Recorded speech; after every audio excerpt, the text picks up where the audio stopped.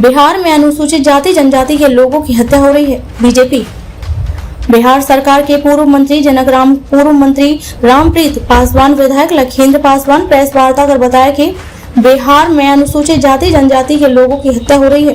उन्होंने बताया कि लालगंज में राकेश पासवान के हत्या के मामले की जांच में बीजेपी का शिष्टमंडल गया था। उन्होंने बताया कि राकेश भीम आर्मी के नेता थे और दलितों के लिए आवाज उठाते थे। 7 दिन के बाद भी अभी तक कोई गिरफ्तारी नहीं हुई। इधर राकेश पासवान के बड़े भाई पर भी जानलेवा हमला हुआ था, पर अभी तक आर्म्स के लाइसेंस नहीं दिया गया। नालंदा जिला के मुन्ना पासवान की भी हत्या हुई, वह भी आर्मी के नेता थे। विधायक सरकार कमजोर लोगों को हत्या कर वोट बैंक की राजनीति कर रही है। उन्होंने मांग किया है कि सरकार मृतक परिवार के परिजनों को मुआवजा दे। 25 लाख का मुआवजा मृतक परिवारों के परिजनों को दे।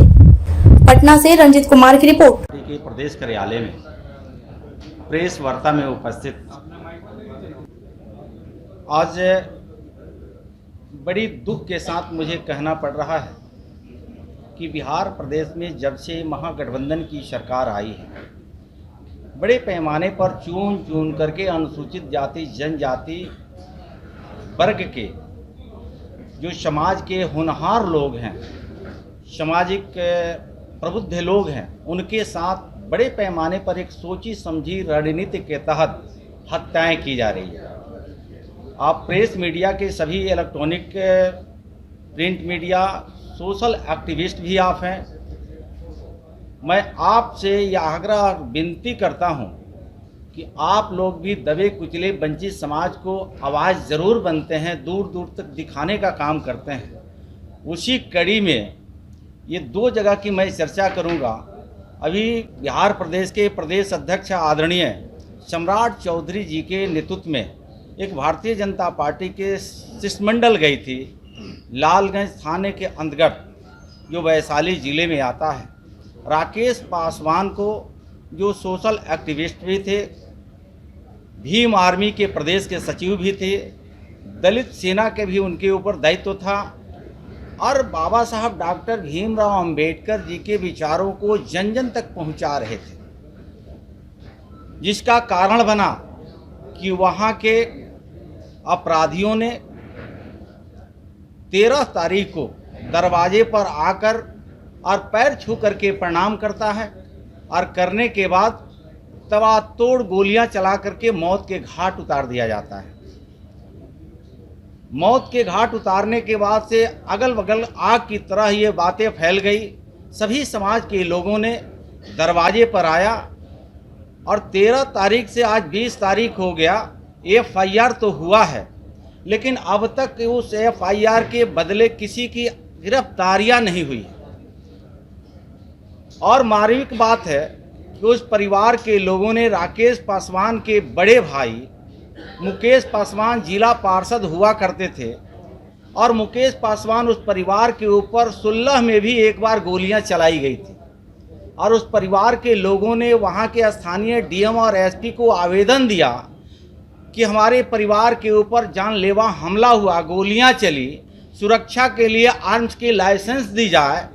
आवेदन देने के बावजूद 16 में आवेदन दिया गया, आज 2023 है, लेकिन उनके आवेदन पर सरकार ने कोई जवाब नहीं दिया, जिसका ताज़ा उदाहरण 13 तारीख को देखने को मिला कि एक अनुसूचित जाति के होनहार व्यक्ति राकेश पासवान को निर्मम हत्या कर दी जाती है। उसी कड़ी में आपने देखा होगा, जहां मुख्यमंत्री जी के खुद का घर है नालंदा जिला, और वहां मुन्ना पासवान है, जो वो भी अनुसूचित जाति महादलित परिवार से ही आते हैं और महादलित सेना, दलित सेना जो है, दलित सेना में प्रदेश का नेतृत्व कर रहे थे। 13 तारीख को ही उनको भी 6 गोलियां मार करके निर्मम हत्या कर दी जाती है। और ये सरकार में बैठे मुखिया कहते हैं कि यही जनता की सरकार है। मैं अनुसूचित जाति जनजाति के परिवार से होने के नाते जनक चमार स्पष्ट सरकार से ये कहना चाहता है कि जहां बिहार प्रदेश में अनुसूचित जाति और जनजाति दबे कुचले वंचित समाज को बाबा साहब अम्बेडकर जी ने आवाज़ दिया था, उस आवाज़ के प्रति समाज में समरूपता, एक भाव फैलाने का कर्ज करता, वो पासवान बिरादरी का हो, दलित बिरादरी का हो, पिछड़ा बिरादरी का हो, अत्यंत समाज के बेटा हो, वह परिवार को निर्मम हत्या करने के उद्देश्य से ही आपकी सरकार चल रही है, तो मेरा मानना है कि ये सरकार कमज़ोर लोगों को दबा करके और वोट बैंक की राजनीति करना चाहती है। ये बिहार प्रदेश के लोगों ने ये चीज़ को आने वाले दिनों में बड़े बखूबी समझ भी चुका है और जवाब भी देने के लिए तैयार है। इसलिए एक शिष्टमंडल जो है कि लालगंज में, जैसे हमने अभी यहाँ उपस्थित नहीं है बड़े भाई रामप्रीत पासवान जी, पूर्व मंत्री वर्तमान विधायक, हम 3 लोगों ने साथ में सुबोध पासवान जी भी गए थे और उस परिवार का एक ही मांग है कि त्वरित कार्रवाई करते हुए अपराधियों को गिरफ्तारी होनी चाहिए। आज 1 सप्ताह हो गया, कोई अपराधी की गिरफ्तारी नहीं है, खुल्लम खुल्ला अपराध कर्मी घूम रहा है। और वहीं से एसपी को, डीजीपी को, मैं स्वयं अपने मोबाइल नंबर से डीजीपी को फ़ोन लगाया तो ये जवाब आया कि अभी डीजीपी साहब वीसी में बैठे हुए हैं और तुरंत कॉल बैक करके आपको बात कराया जाएगा। लेकिन शायद अभी 4 घंटे हो गए, अभी 4 घंटे होने के बावजूद डीजीपी साहब का वीसी चल रहा है या नहीं चल रहा है, कॉल बैक नहीं आया है। उस परिवार का यही कहना है कि उस परिवार में 3 बच्चे और बच्चियां हैं, तो उन बच्चे और